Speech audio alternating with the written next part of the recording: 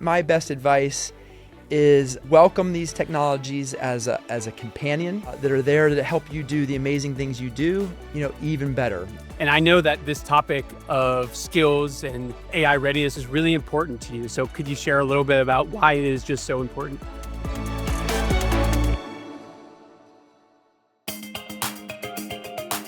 We're living through a moment where AI is reshaping everything we know about how we work.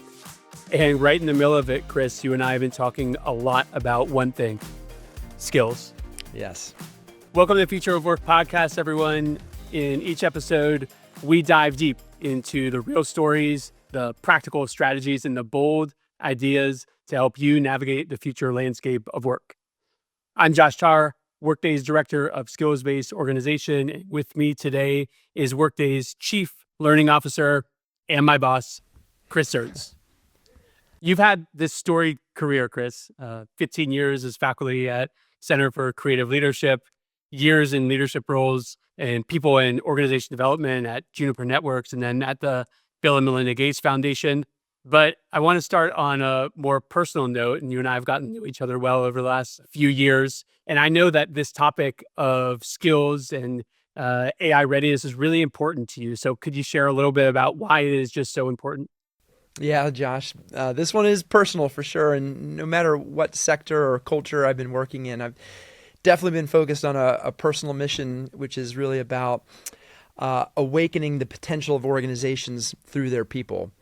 And I've just seen time and time again that thriving people lead to thriving businesses. And what makes both of those things possible is skills, what we're talking about today. Because business, what they most need in a dynamic world is the skills to be agile, to be responsive to whatever comes next. And then what employees, what workers are looking for these days more than anything is the ability to grow their skills to stay relevant and to be able to have an impact on their organizations around them. So as we're talking today, skills is definitely a revolution. And so, Josh, I mean, that makes us revolutionaries on this particular topic. It definitely does. And Josh, I won't be able to help myself today by throwing some of these questions back to you. What makes you so passionate about this topic of skills? One of my first professional memories is going to this leadership conference as a senior in college at our shared alma mater, James Madison University. And the keynote speaker there was this famous psychologist, Mihai Csikszentmihalyi. And he's known as the founder of flow because he developed this concept of flow state. So flow is when you're doing something that you're good at, that you really enjoy, and that you can lose yourself in. And, right then and there, I kind of just always hoped for that out of my own career. And then as I've been in organizations, that's what I've strived to help others with too. So the work you and I have been doing over the last 3.5 years has really been great because skills hits on so much of what flow is all about. And, we're trying to set the conditions for our workmates to feel flow in their day-to-day work as much as they can. Love that. So let's talk about the skills transformation. So AI skills transformation has taken off in recent years. Workday's recent State of Skills report shared that 55% of leaders are already implementing skills-based strategies, and another 23% will do so in the next 12 months. So what do you think is fueling this momentum? Yeah, I mean, if we think back, 10 years ago when Workday really began its AI and skills journey, skills, it was not a hot topic, right? And then if you look back to the last 4 or 5 years, when agility became paramount during the pandemic and coming out of the pandemic, skills really hit the map, right?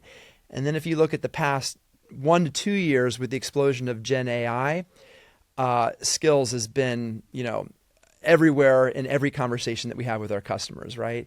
So that's kind of the macro trends on that, Josh. But I would say that 3 things that are really fueling the current momentum. The first is that technology is advancing at an incredible pace, and it is these advanced technologies which enables us to do this type of skills work at scale, right?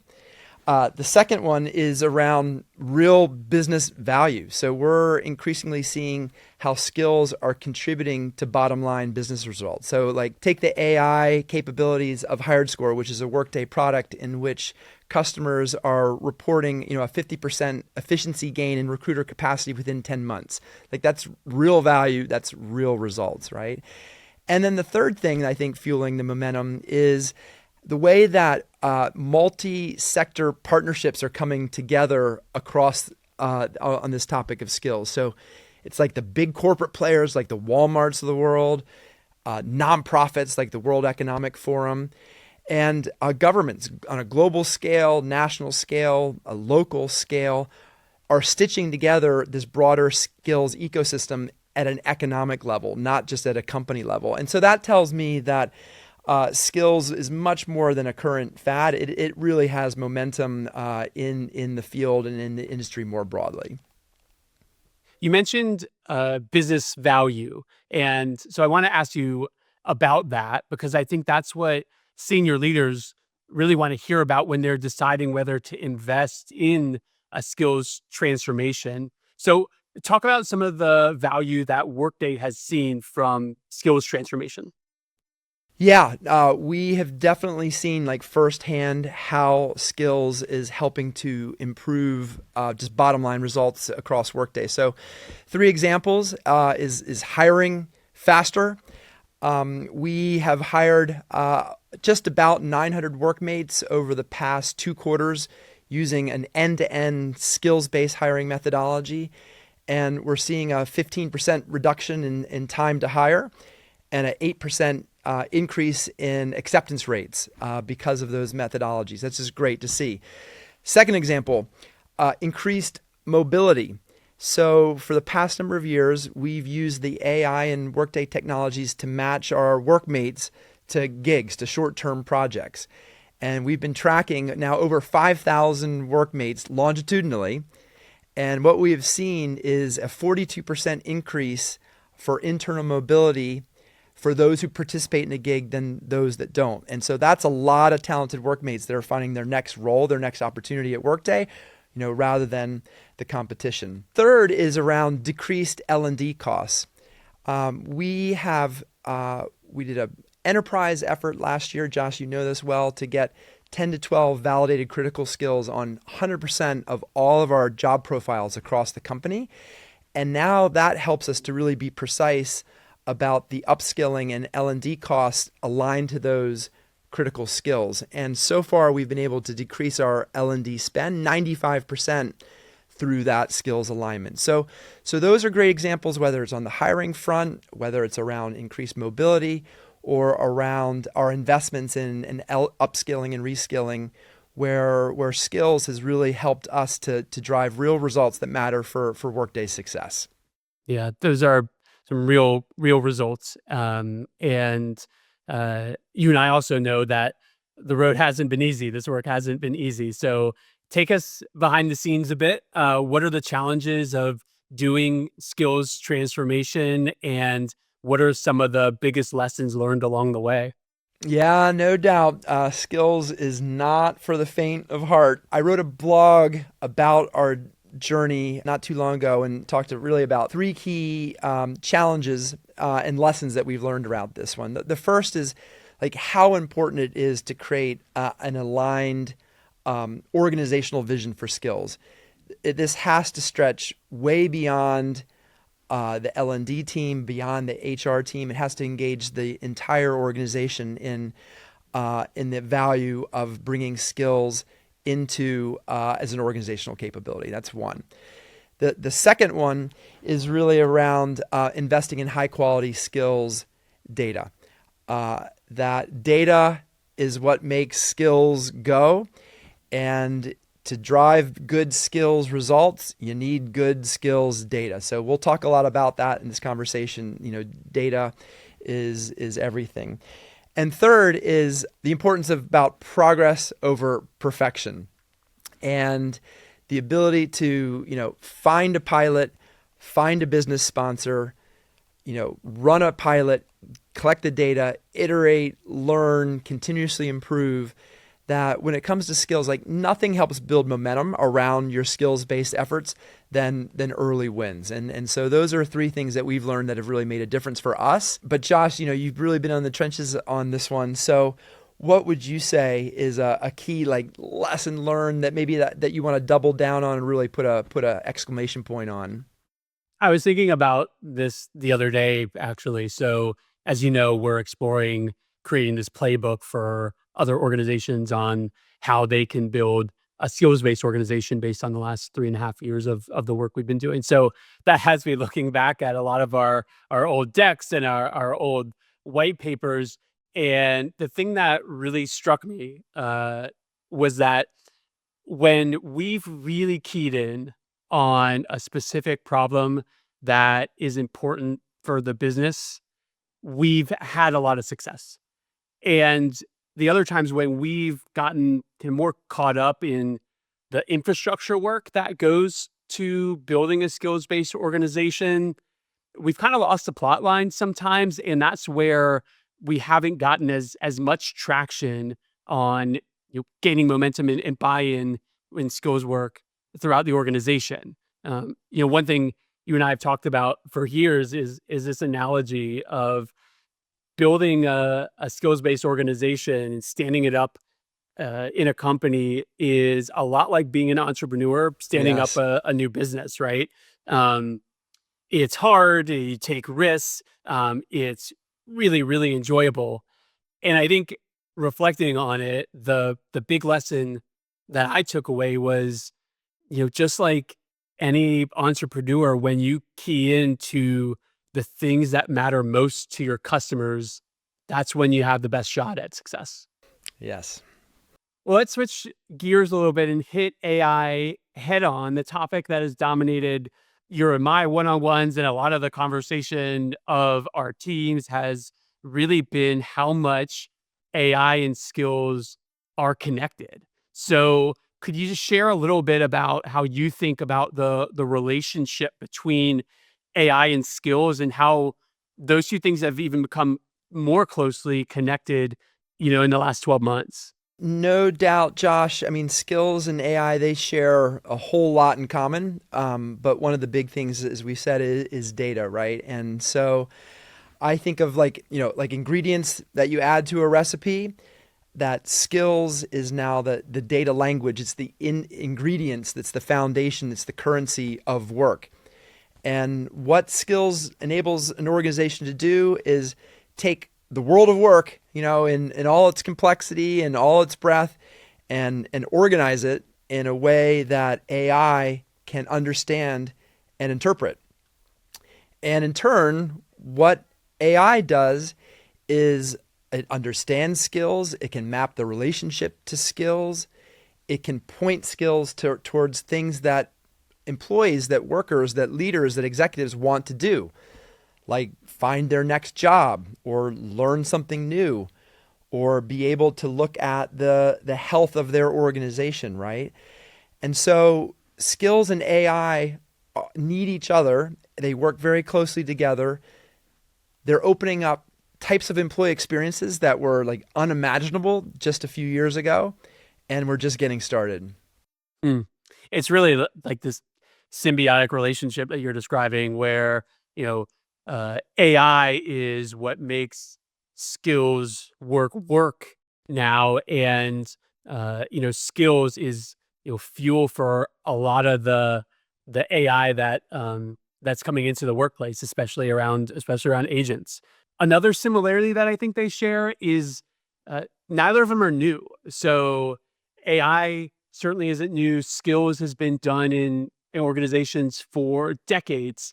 What is new is how they are both used today and how we as workers and leaders in organizations are using it. So, what advice would you have for employees on how to use AI to enhance their skills? So, my advice for listeners out there who are engaging with these technologies is really welcome them as you're like always there by your side, knowledgeable, helpful companion. And an example of this, Josh once took an improv class, and guess what? I was not very good. And then I had someone who was a professional actor join me on the stage in that improv. And you know what happened? I got better. I got a lot better. And I think it's no different with AI technologies, that if you aren't very good at something or not very knowledgeable about something, ask your favorite AI technology how it can help. I think even more importantly, if you are pretty good at something, how can these technologies make you, even better? And so that's really, my best advice is welcome these technologies as a companion that are there to help you do the amazing things you do, like even better. All right, Josh, but back at you on this last one. So really curious, do you have any recent examples of using AI to help, you do something better? Yeah. So my main use of AI so far has been as a writing companion. So I'll use it to help draft strategy docs or executive proposals, or it'll help me edit our regular skills newsletter that we put out called You've Got Skills. But a couple weeks ago, we were drafting this proposal to take to Ashley Goldsmith, our chief people officer, on expanding our customer advising work. So our HR organization, as you know, we meet with a ton of customers on a variety of topics that we do within Workday using Workday's own product. And so I was shaping this proposal to grow that capability within our HR organization. And I did something I hadn't done before, which is I asked it for feedback in the perspective of other people. So I put in, Gemini, um, give me critical feedback as Ashley Goldsmith, our chief people Mm. officer, or our president of sales, or our chief customer officer, our chief legal officer, our head of HR business partnering. And it gave me pretty good suggestions on things that would be important to those roles that I should incorporate in that proposal. And those are things that I probably would have only picked up from talking with them and getting feedback from them live. And I thought that kind of that use of AI to give me feedback in the voice of others ahead of time, that gave me a boost before we took that proposal to Ashley. Question back to you: what are the new skills that are just most important for employees to start to develop to be able to thrive in this AI era? Yeah, no, that's a great question. And as you know, Workday has recently conducted two important research studies on that topic. And the first, it was called our State of Skills report, and it revealed that leaders are really indexing high on three types of skill categories. So they're social skills like teamwork and problem solving, individual skills personal to each of us. Think of, adaptability or creativity. And then, of course, is that third, which we were just talking about, digital skills, digital literacy, proficiency with AI tools. And then the second report was our AI skills revolution report, and it identified 4 human skills that were critical for the AI era. You've got ethical decision making and moral judgment, emotional intelligence and empathy, relationship building, and conflict resolution. And we've talked about this, Josh, but when looking across both of those studies, there's this really interesting paradox here, which is that as technology generally and as AI specifically becomes more pervasive, it's these human skills, like they matter more than ever. And so for the listeners out there, I would say, investing in your growth and development, it's like never been more important. And as technology becomes more democratized, like you are the differentiator for your organizations out there. Yeah, I really like that, and I think that's great advice for individuals on how we can think about it and succeed in a really big shift in work. Now, maybe we turn into kind of the organizational level. You talk to C-suite execs all the time about upskilling and getting their organizations AI ready. What advice are you sharing with them about how to prepare their workforces to be upskilled and AI ready? Yeah, so this is top of mind for many leaders right now, and the the early focus, say a year ago, was really on the AI, the technologies itself. And now we're realizing that you really need to focus just as much on readying your workforce, to adopt and enable these technologies. And we too, Josh, we started by dabbling around the edges, and this year at Workday, like we've gone all in on our largest L&D effort that we've ever undertaken, and it's called Everyday AI. The objective is to enable all of our 20,000 workmates to build the skills, the habits, and the mindset to effectively use AI every day. Our company key result is we're looking to see a 20% increase in adoption of AI tools month over month that leads to increased productivity and growth and innovation.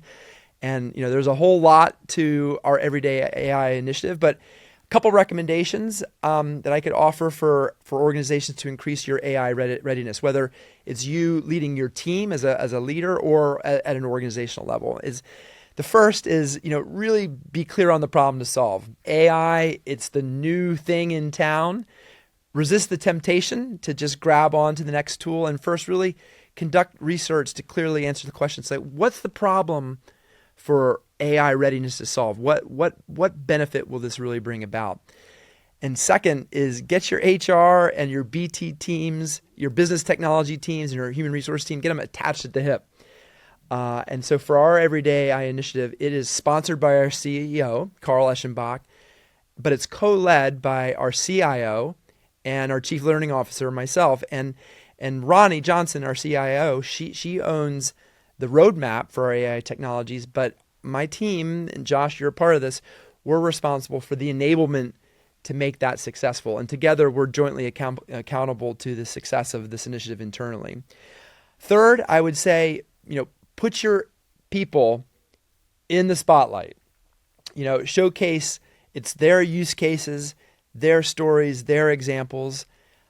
Peer learning is so important. If everyone out there, if you think about it, the way that most of us are learning a new tip or trick for using an AI technology, it's through another friend or a colleague or a peer, right? And then I'll throw one more out there is the importance of getting everyone in the game. These technologies are not exclusive to a certain function or geography. Everyone has a role to play. And so at Workday, we're asking all 20,000 of our workmates to set a goal on how they'll integrate AI into their work this year. And really, that just reinforces that, hey, this matters, and everyone plays a role in making it happen. What strikes me, even though this is a new, obviously huge effort that Workday is undertaken, there's some common just transformation themes. So one, there's a lot of accountability. So there's accountability at the organization level to that 20% productivity goal, and at the individual level, we're all setting our own AI goals. This matters a ton to our business, so there's a clear business problem to solve. And then so much of what you described is human connection. We're doing this together. We're learning together. We're learning peer to peer and manager to direct report. We're really tackling this one together. Love it. So we are at the beginning of this monumental change in how work gets done and the skills that we all need to do it.